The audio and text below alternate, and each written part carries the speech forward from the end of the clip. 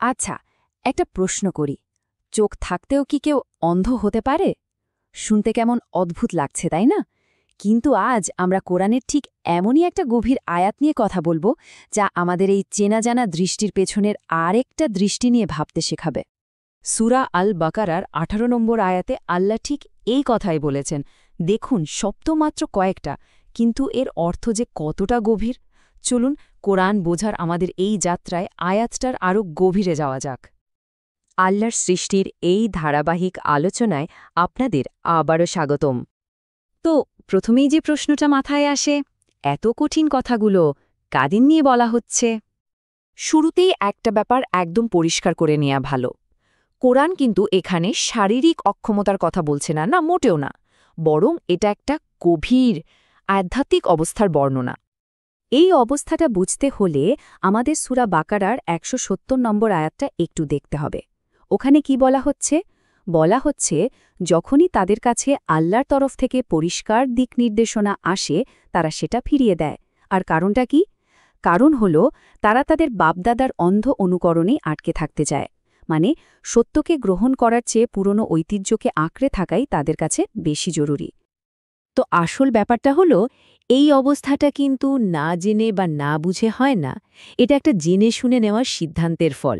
সত্য একেবারে চোখের সামনে, তারপরেও অহংকার আর গোঁড়ামির কারণে মুখ ফিরিয়ে নেওয়ারই এটা পরিণতি। আচ্ছা, তাহলে চলুন আয়াতের প্রথম যে রূপকটা আছে সেটা একটু ভেঙে দেখি। আধ্যাত্মিক বধিরতা। আধ্যাত্মিক বধিরতা এর মানে কি? মানে হল, সত্যের ডাক ঠিকই কানে আসছে, কিন্তু ইচ্ছে করে সেটাকে পাত্তা না দেওয়া। এটা এমন একটা অবস্থা যেখানে মানুষ শুধু সেটাই শোনে যা তার শুনতে ভালো লাগে, আর হেদায়েতের কথা সেটা জেনে শুনে এড়িয়ে যায়। এর পরের অংশটা কি? আধ্যাত্মিক মুক্ততা।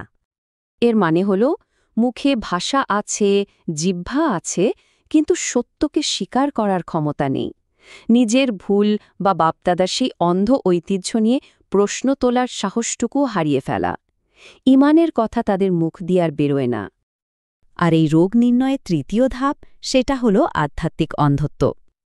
আবারও বলছি, এই অন্ধত্ব কিন্তু আমাদের চেনা চোখের অন্ধত্ব নয়, বরং এই চোখ দিয়ে দুনিয়ার সব কিছু দেখার পরেও স্রষ্টার কোনো চিহ্নই খুঁজে না পাওয়া।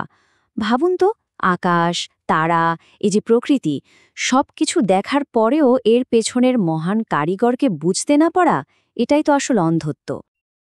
এখন আসছি আয়াতের সবচেয়ে ভাবনার অংশে, এর চূড়ান্ত পরিণতি। তারা ফিরে আসবে না। এখানে একটা জিনিস খুব ভালো করে বুঝতে হবে। আল্লাহ কিন্তু জোর করে তাদের এই পরিণতি দেননি। না, এটা তাদের উপর চাপিয়ে দেয়া কিছু নয়, বরং এটা তাদের নিজেদেরই কর্মফল। তারা নিজেরাই যে পথটা বেছে নিয়েছে, এটা তো সেই পথের স্বাভাবিক একটা শেষ।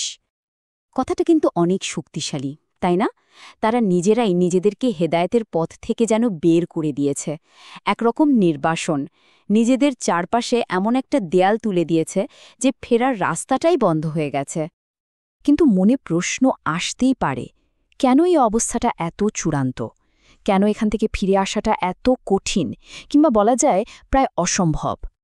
কোরআনের অন্যান্য জায়গা থেকে আমরা এর কয়েকটা কারণ খুঁজে পাই। ১ নম্বর হল অহংকার।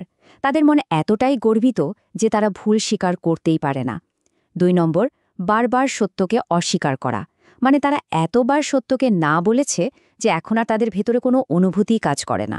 আর ৩ নম্বর হল, তাদের এই সব সিদ্ধান্তের কারণেই তাদের অন্তরে একটা মোহর বা সিল পড়ে গেছে, যা নতুন কোনো হেদায়েতকে ভেতরে ঢুকতেই দেয় না। শেষ পর্যন্ত এই আয়াতটা কিন্তু শুধু নির্দিষ্ট কোনো গোষ্ঠীর জন্য নয়, বরং পুরো মানবজাতির জন্য একটা বিরাট সতর্ক বার্তা। এটা আমাদের চোখে আঙুল দিয়ে দেখিয়ে দেয় যে জেনে শুনে সত্যকে ফিরিয়ে দেওয়ার পরিণতি কতটা ভয়াবহ হতে পারে। তো এই পুরো আলোচনার পর আমাদের নিজেদের জন্য একটাই প্রশ্ন থেকে যায়, আর এই প্রশ্নটা আমাদের সবার ভাবা উচিত। কিভাবে আমরা নিজেদের অন্তরকে এই অহংকার, গোঁড়ামি আর সত্যকে অস্বীকার করার মতো রোগ থেকে বাঁচিয়ে রাখতে পারি? কিভাবে এটাকে সবসময় সত্য গ্রহণের জন্য খোলা রাখা যায়?